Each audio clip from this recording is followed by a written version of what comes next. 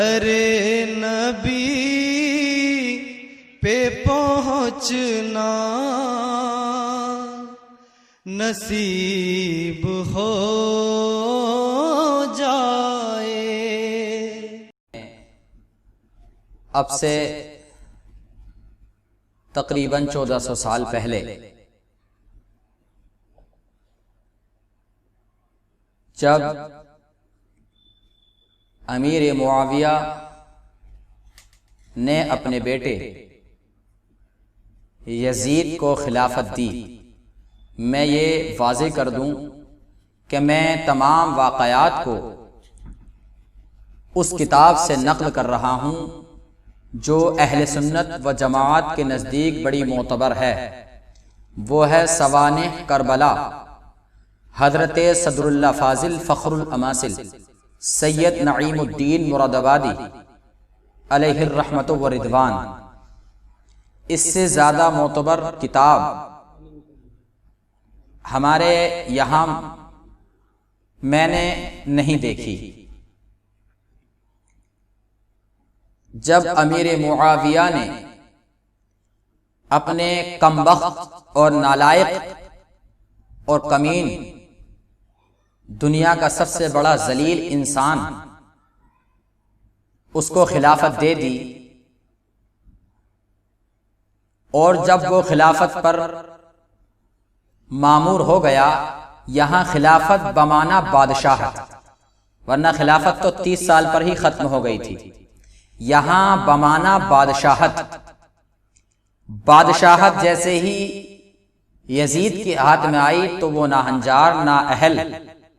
میں اس کے بارے میں کیا کہوں، بس اتنا سمجھو کہ وہ ہر اعتبار سے بیکار انسان۔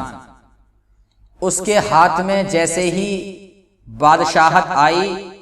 تو اس نے سب جگہوں کو خطوط لکھنے شروع کر دیے، اور ان خطوطوں میں کیا لکھا تھا کہ میں یزید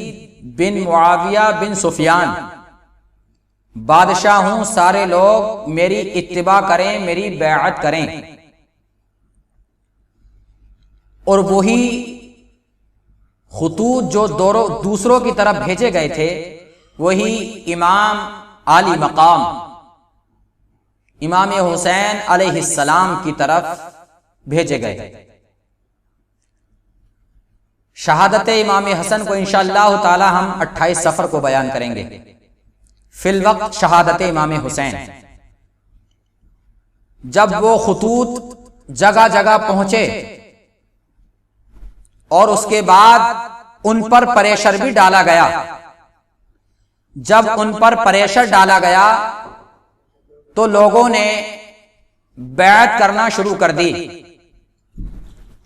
اور امام حسین نے بیعت سے انکار کر دیا، اتباع سے انکار کر دیا کہ میں بیعت میں اتباع نہیں کروں گا، کیونکہ ایک فاسق فاجر، بلکہ میرا یہ عقیدہ ہے اور نظریہ ہے کہ کافر، اس کی بیعت کسی بھی صورت میں اور اس کی اتباع کبھی بھی جائز نہیں، اس لیے امام حسین نے انکار کر دیا۔ لیکن دھیرے دھیرے لوگوں نے اس کی اتباع اور اس کی بیعت کرنا شروع کر دی، تو کچھ لوگوں نے یہ اعتراض کیا کہ جب سب لوگوں نے بیعت کر لی تو امام حسین بھی بیعت کر لیتے، اس میں پریشانی کیا ہے؟ تو کسی صاحب نے اس کا یہ جواب دیا کہ بات یہ نہیں کہ لوگوں نے بیعت کر لی حسین نے بیعت نہ کی، بات یہ ہے کہ جب وقت کے امام حسین نے بیعت نہیں کی تو لوگوں نے بیعت کیسے کر لی؟ لوگوں نے بیعت کر لی، امام حسین نے بیعت نہیں کی، یہ نہیں کہو، بلکہ یہ کہو کہ جب وقت کے امام نے بیعت نہیں کی تو تم نے بیعت کیسے کر لی؟ اور تم کون ہوتے ہو بیعت کرنے والے؟ اور جنہوں نے بیعت کی وہ غلط تھے۔ جب امام حسین علیہ السلام کی طرف خطوط آئے تو امام حسین علیہ السلام نے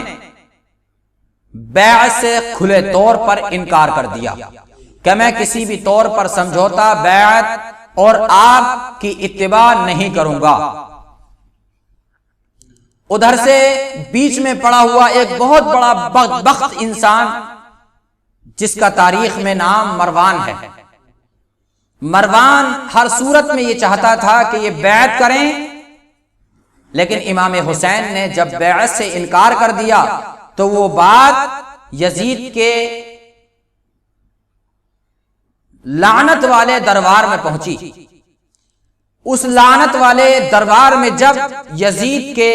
یہ بات پہنچی کہ امام حسین نے بیعت سے انکار کر دیا، تو پھر اس نے اپنا مزید پریشر بنانا شروع کرا اور کہا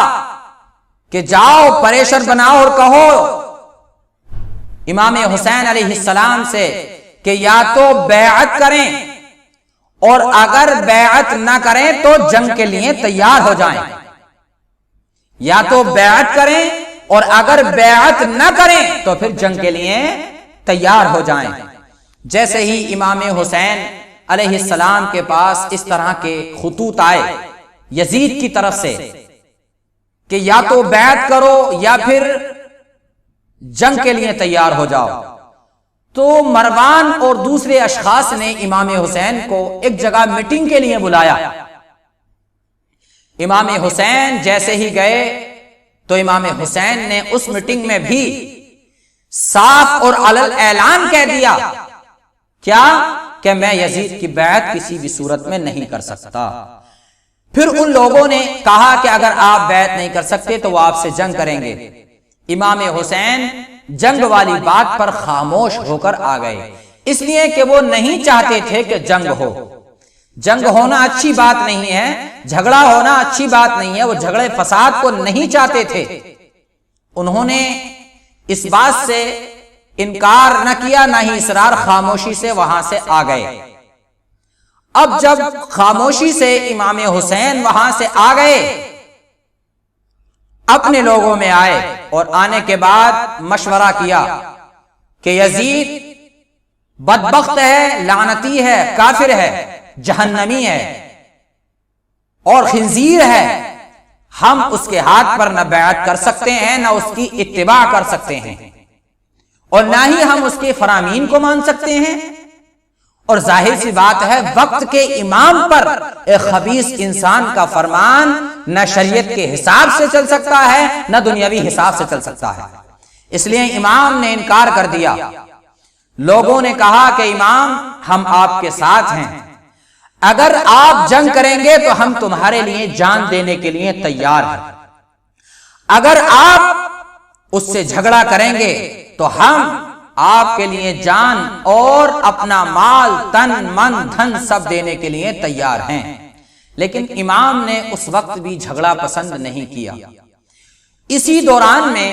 مکے کے لوگوں کے خطوط امام حسین پر آئے تھے اور آ رہے تھے، کس لیے کہ آپ مکہ کو تشریف لے آئیں۔ جب آپ مکہ کو تشریف لے جانے والی بات پر آپ نے مدینے کے لوگوں سے مشورہ کیا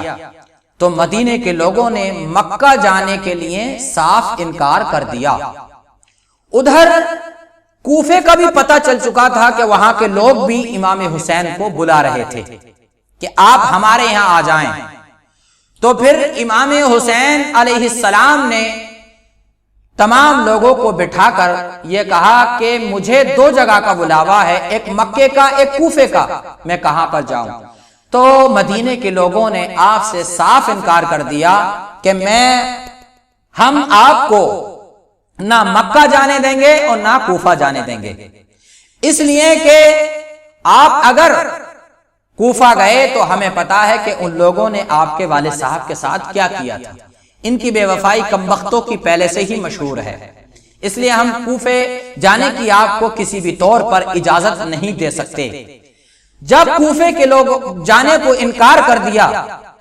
تو پھر آپ نے کہا کہ مجھے مدینہ جانا ہے، مکہ جانا ہے، تو مدینے کے لوگوں نے صاف انکار کر دیا کہ آپ مکہ نہیں جائیں گے۔ لیکن وہاں پر لگاتار خط آتے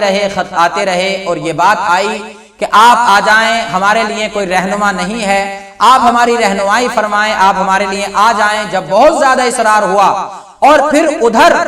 یزید کی طرف سے اصرار بڑھتا رہا کہ یا تو جنگ کے لیے تیار ہو جائیں یا پھر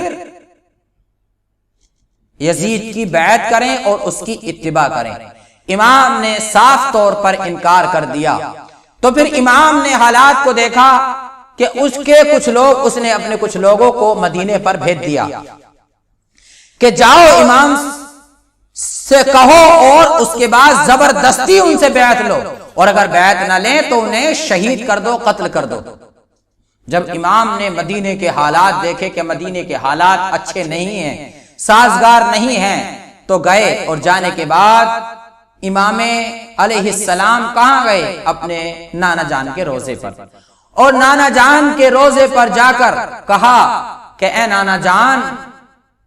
اب مجھے مدینہ چھوڑنا پڑے گا، حالات اچھے نہیں ہیں۔ اور ساتھ میں اہل بیت اطہار میں سے بھی کچھ افراد تھے، اور ساتھ میں مدینے کے کچھ لوگ بھی تھے۔ جب قبر نبی اکرم صلی اللہ تعالی علیہ وسلم پر پہنچے، اور پہنچنے کے بعد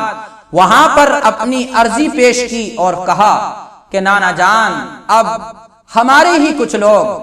ہمارے دشمن ہو گئے، ہمارے جان کے دشمن ہو گئے، ہمارے خون کے پیاسے ہو گئے، اب ہمیں مدینہ چھوڑنا پڑے گا۔ جیسے ہی الفاظ آپ نے نکالے، مدینے کے سارے لوگ رونے لگے، آہو بکا کرنے لگے، رونے لگے، اور امام حسین سے کہنے لگے ہاتھ جوڑ کر کہ آپ ہمارے یہاں سے نہ جائیں، ہم آپ کے لیے جان تک دینے کے لیے تیار ہیں۔ جب حالات دم قدم بگڑتے چلے گئے، امام حسین ان کو سمجھاتے چلے گئے،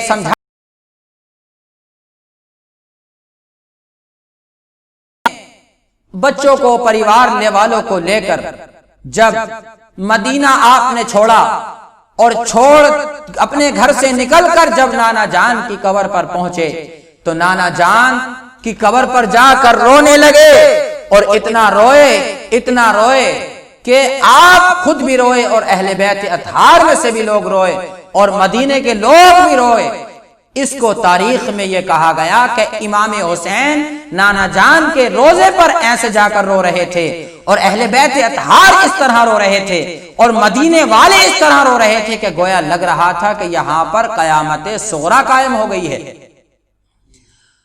اب جب رو کر نانا کو سارے حالات سنائے، اور حالات سنانے کے بعد چلے پھر اپنی والدہ طیبہ طاہرہ اور اپنے بڑے بھائی اور دیگر خاندان میں سے جو لوگ جنت البقیع میں مدفون تھے ان کی قبروں پر پہنچے، اور پہنچنے کے بعد وہاں جا کر رونے لگے، اور ان کو اپنا سارا ماجرا سنایا، والدہ سے اجازت لی، ادھر نانا جان سے اجازت لی۔ اجازت لینے کے بعد آپ نے اپنا رخت سفر مکہ کی طرف باندھا، اور آپ مکہ کی طرف چل پڑے۔ کچھ لوگ آپ کے ساتھ آئے، کچھ لوگ کچھ منزلوں تک چھوڑنے کے لیے آئے اور واپس چلے گئے، کچھ لوگ آپ کے ساتھ مکہ مطہرہ تک آئے، اور آپ پھر وہاں پر قیام پذیر ہو گئے۔